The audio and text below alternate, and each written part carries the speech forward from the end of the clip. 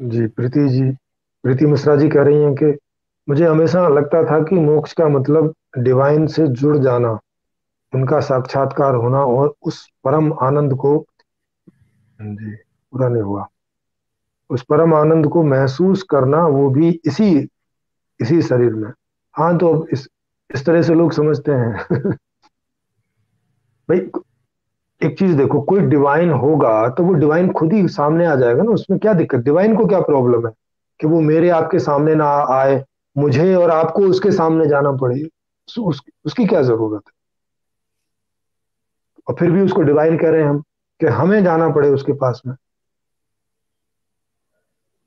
भाई, हम तो यहाँ पैदा होके आ गए ना, हमारा तो यहाँ जन्म हो गया, तो अब जो भी कुछ है वो हमारे सामने आए, खास तौर से जिसको डिवाइन बोल रहे हैं।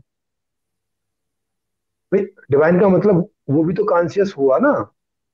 जैसे बच्चे का जन्म हो जाता है तो जो जो लोग कॉन्शियस हैं, जो चेतन है, जैसे उसके माँ है, उसका पिता है, उसके दादा दादी हैं, उसके फूफा फूफी हैं, उसके कोई बड़े भाई बहन हैं, वो सब चेतन होते हैं, तो वो बच्चा उनके पास जाता है कि वो लोग सब उसके पास आते हैं,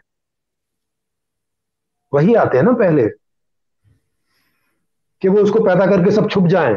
और अब तुम साधना करो तो तुम्हें तुम्हारी माँ मिलेगी, तो अब तुम साधना करो तो तुम्हें तुम्हारा पिता मिलेगा, और थोड़ी साधना करोगे तो बुआ मिलेगी, ये उससे मिलन होगा, ये क्या मतलब है।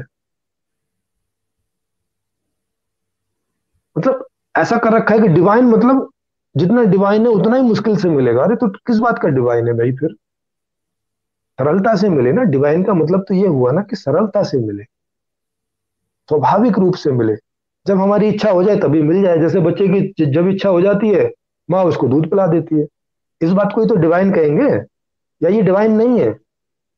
जब बच्चे को इच्छा होती है किसी गोद में बैठने की, पिता के गोद में बैठने की, और पिता उसको गोद में बिठा लेता है, यही तो बात डिवाइन होगी। तो इच्छा के साथ पूर्ति हो जानी चाहिए ना, डिवाइन का मतलब तो ये होना चाहिए। डिवाइन का मतलब क्या कि 10 साल या 10,000 साल में एक पैर पे खड़ा होके इतनी तकलीफें सह के, इतना दुख सह के खड़ा रहूंगा तब मुझे डिवाइन मिलेगा, ये क्या बात हुई। ये कौन सा डिवाइन है भाई, जो मुझे इतने जो है नरक भोग भोग के प्राप्त होगा। जी।